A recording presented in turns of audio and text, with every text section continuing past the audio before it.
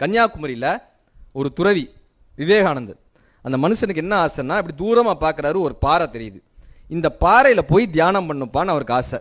அந்த பாறைக்கு போகிறதுக்கு எவ்வளோன்னு கேட்குறாரு. இந்த கப்பல்காரங்கிட்ட, இந்த படகு ஓட்டுறவங்ககிட்ட கேட்குறாரு, இந்த பாறைக்கு போகிறதுக்கு எவ்வளோப்பா? அவங்க சொல்கிறாங்க ஒரு காலனா, அந்த காலத்தில் காலனா 4 நாள் சொல்கிறாங்க. உண்மையிலே விவேகானந்தர்கிட்ட 4 நாள் இல்லை, ஏன்னா இவர் உண்மையான சாமியார்ல, நம்மள்கிட்ட காசு இருக்காது, உண்மையான சாமியார் இருந்தாலும் அவர்கிட்ட காசு இல்லை. இப்போ இவர் என்ன பண்ணுறாருன்னா, தினம் நீந்தி போகிறாருங்க, தினம் ஸ்விம் பண்ணி அந்த பாறையில் போய் உட்காந்து தியானம் பண்ணுறாரு. இதை பார்க்கறதுக்காகவே ஒரு கூட்டம் கூடுறாங்க.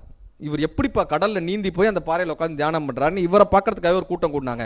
சாதாரண ஒரு மொட்டைப்பாறையை ஒரு தனி மனிதன் தன்னுடைய வைராகியத்தால் இன்றைக்கு விவேகானந்தர் பாறையாக மாற்றிருக்கார். ஒரு மொட்டைப்பாறையை ஒருவனுடைய வைராகியம் அவருடைய பேரை கொண்ட பாறையாக மாற்ற முடியும் என்றால், நம் வேலையை நம்முடைய வைராகியம் ஏன் மாற்றி விடாதுன்றதை இந்த சம்பவம் நம்ம கற்றுக்கிடுது.